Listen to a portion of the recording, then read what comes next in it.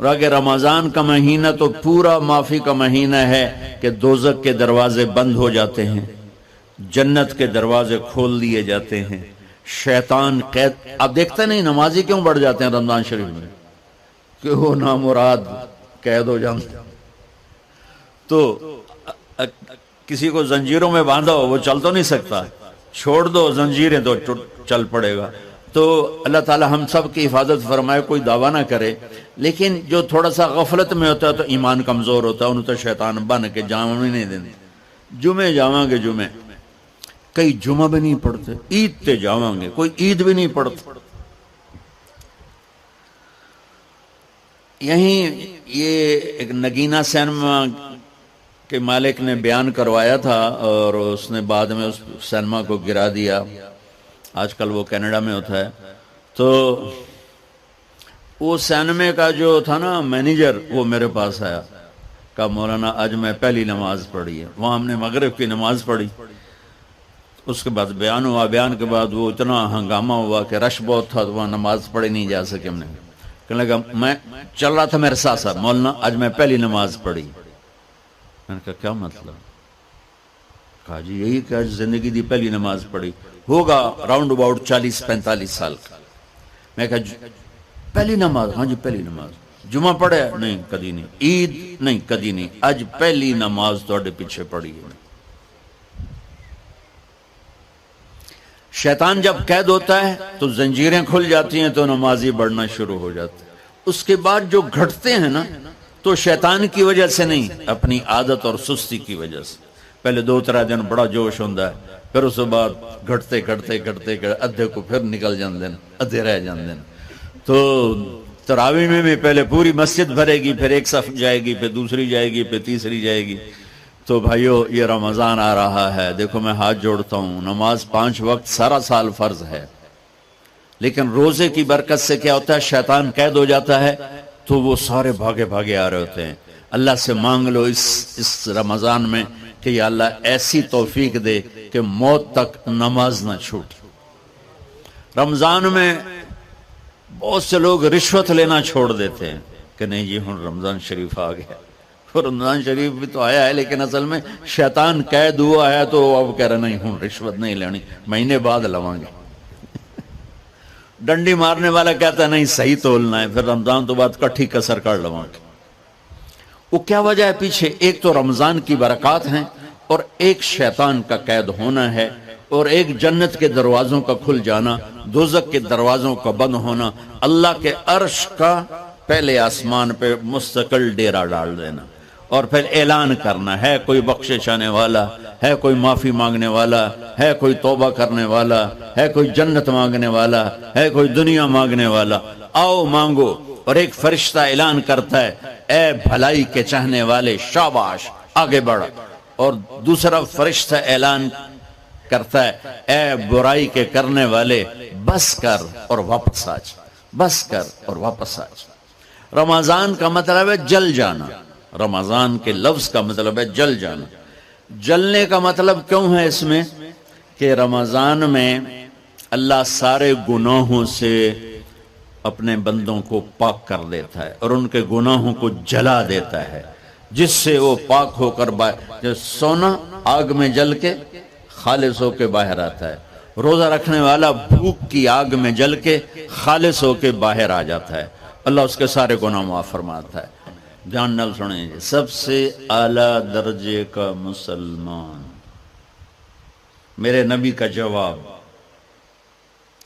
جو سارا دن مصلی پہ بیٹھا رہے، جو ہر سال حج عمرہ کرے، جو مسجد سے نہ نکلے، جو رات کو قرآن پڑھے، دن میں روزے رکھے. نہیں، سنو غور سے سنو، من سلم المسلمون لسانہ ویدہ، سب سے اعلیٰ درجے کا مسلمان فیصلہ بات کا وہ ہے جو اپنے مسلمانوں کو تکلیف نہ پہنچائے، جو ہاتھ اور زبان سے کسی کو تکلیف نہ پہنچائے، وہ سب سے اعلیٰ درجے کا مسلمان ہے. سبحان، کیا بات. میرے نبی سے ایک صحابی نے پوچھا یا رسول اللہ، ہمارے محلے میں ایک خاتون رہتی ہے، رات کو تہجد پڑھتی ہے، دن میں روزے رکھتی ہے، پر اس کی زبان بہت سخت ہے، بہت بےزتی کرتی۔ آپ نے کہا جہنم میں جائے گی۔ کہا جی ایک خاتون ہے جو نہ نفلی روزہ، لیکن اس کی زبان کا بول بڑا میٹھا ہے، کہا وہ جنت میں جائے گی۔ تو سب سے اعلیٰ درجے کا مسلمان کون ہے جو کسی کو تکلیف نہ پہنچائے؟ پھر اس نے پوچھا ای الایمان افضل، سب سے اعلیٰ درجے کا مومن کون ہے؟ تو آپ نے فرمایا حسن الاخلاق، جس کے اخلاق اچھے ہوں وہ سب سے اعلیٰ درجے کا ایمان والا ہے۔ کیونکہ تکلیف نہ پہنچانا اخلاق کی ایک صفت ہے، اور اخلاق کی بے شمار اقسام۔ میرے نبی نے فرمایا اچھے اخلاق 360 صفات کا نام ہے۔ ایک صفت بھی کسی مسلمان مرد عورت کے اندر ہوگی تو جنت میں چلا جائے گا۔ سامنے ابو بکر بیٹھے تھے، کہنے لگے یا رسول اللہ کو میرے اندر بھی ہے؟ تو آپ نے فرمایا تیرے اندر ساری ہے، ساری تیرے اندر ساری۔ تو ابتدا بھی بتا دی، انتہا بھی بتا دی، اور عبادت بھی مسلمان کو اخلاق تک پہنچاتی ہے۔ اب سنو قرآن سے، اللہ تعالیٰ انسان کسے کہتا ہے؟ ایمان والوں کو۔ ان الذین کفروا من اہل الکتاب والمشرکین فی نار جہنم خالدین فیہا اولئک ہم شر البریہ۔ سب سے بدترین مخلوق وہ ہے جو اللہ کو نہ مانے، جو اللہ کے دین کو نہ مانے۔ آپ نے کہا وہ سب سے بدترین مخلوق۔ تو لا الہ الا اللہ محمد رسول اللہ ہمیں انسانیت میں داخل کرتا ہے۔ انسان ہے ہی وہ جو لا الہ الا اللہ محمد رسول اللہ کا کلمہ پڑھتا ہو میرے رب کے نزدیک۔ نماز کیا ہے؟ نماز کیا ہے؟ بول بھائی۔ ہاں، میرا اللہ کہتا ہے ان الصلاۃ تنہا، اب آئی نہیں چل رہا،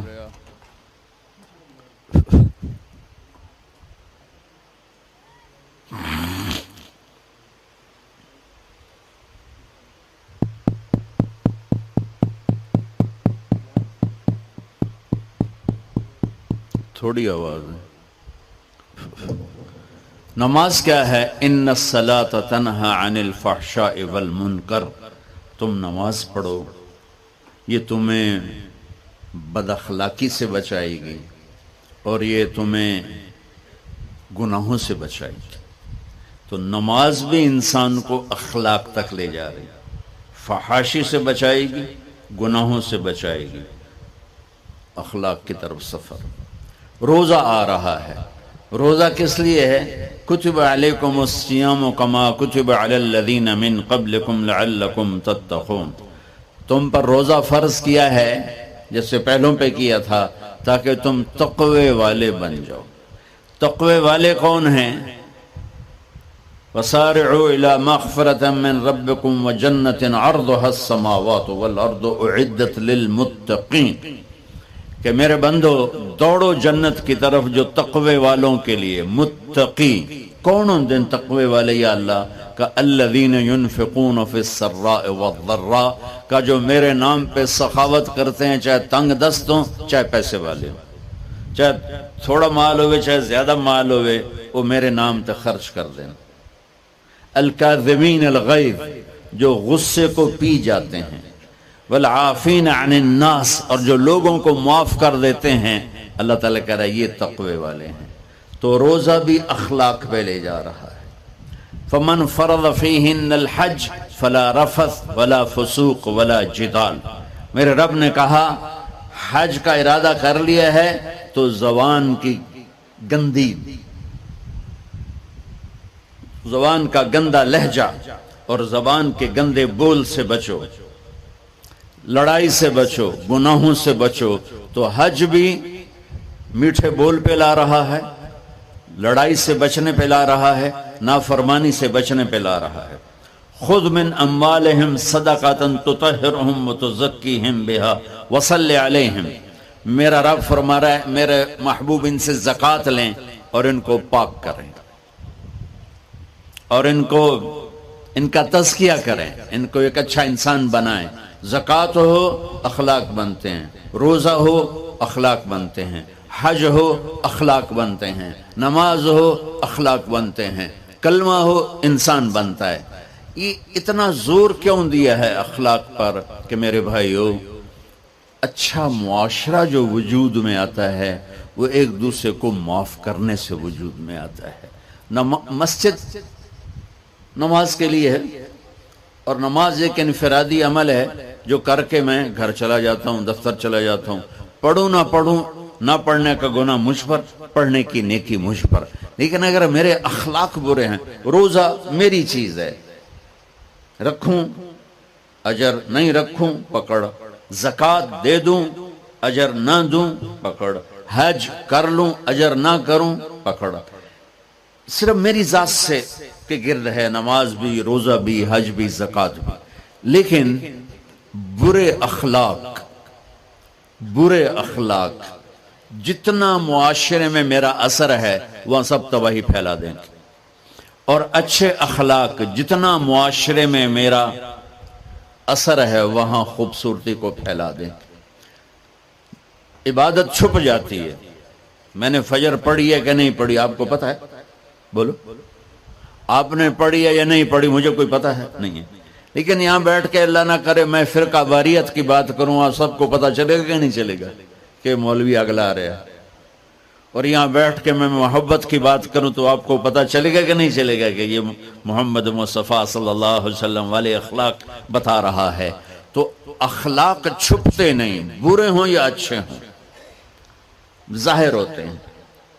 اور سب سے زیادہ اس آدمی کا خاندان، جس آدمی کو بدتمیزی کی عادت ہے، وہ بیوی کے دل کو برباد کر دے گا، ماں باپ کے دل کو برباد کر دے گا، اولاد کو برباد کر دے گا، دوستوں کو، نوکروں کو برباد کر دے گا۔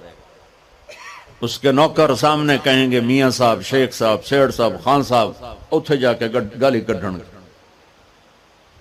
اور جس کے اخلاق اچھے ہوتے ہیں وہ اپنے گھر کو خوبصورت بنا دیتا ہے، رشتوں کو خوبصورت بنا دیتا ہے، ملازموں کو خوبصورت بنا دیتا ہے، اپنے کاروبار کو، اپنی زندگی کو، ہر پہلو اس کا خوبصورت ہو جاتا ہے۔ اچھے اخلاق لباس کی طرح ہیں جو میرا ہر عیب چھپا لیتے ہیں، اور برے اخلاق ننگے آدمی کی طرح ہے جس کا ہر عیب سامنے آ جاتا ہے۔ اور اللہ کی رحمت اتنی طاقتور ہے کہ میرا رب فرماتا ہے، یہ تو میں نے 5 غلطیاں بتائی ہیں، لیکن میرا رب فرماتا ہے میرا بندہ میں تجھے عمر بھی دیتا ہوں، طاقت بھی دیتا ہوں، تو اتنے گناہ کر کے زمین فیصل آباد کی سے اٹھا کر آسمان کی چھت کو لگا دے، سوری دنیا گناہ گار ہو جائے نا تو آسمان کیا چاند تک بھی گناہ نہیں جا سکتے۔ اور میرا اللہ کہہ رہا ہے ایک مرد عورت اتنے گناہ کرے کہ آسمان کی چھت کو لگا دے، پھر صرف ایک دفعہ مجھے کہے یا اللہ معاف کر، تو میں سارے ہی معاف کر دوں۔ تو بھائیو یہ رات بھی معافی مانگنے کی ہے۔ تو میرے عزیز، اور رمضان شریف آ رہا ہے، اپنے دل کو کینہ سے صاف کرو، بغض سے صاف کرو، نفرت سے صاف کرو، کسی سے لڑے ہوئے ہو اللہ کے واسطے صلح کر لو، یہ لڑنے کی جگہ نہیں ہے، محبت کر کے جاؤ تو اللہ بڑے اونچے عالی درجات نصیب فرمائے گا۔ اور اللہ تعالیٰ موقع دے تو رمضان میں ایک 3 دن تبلیغ میں اللہ کے راستے میں ضرور لگا لینا۔ تو سارے بھائی نیت کرتے ہو؟ سنتیں پڑھو۔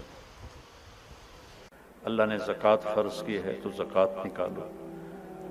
اب تو اتنے حالات ہیں کہ متوسط طبقہ بھی زکوٰۃ کا مستحق ہے، اپنے زکوٰۃ سے بڑھ کے نکالو، چونکہ زکوٰۃ دینے والا بخیلوں سے تو نکل جاتا ہے لیکن سخیوں میں داخلہ اس سے اوپر کرے گا تو ہوتا ہے۔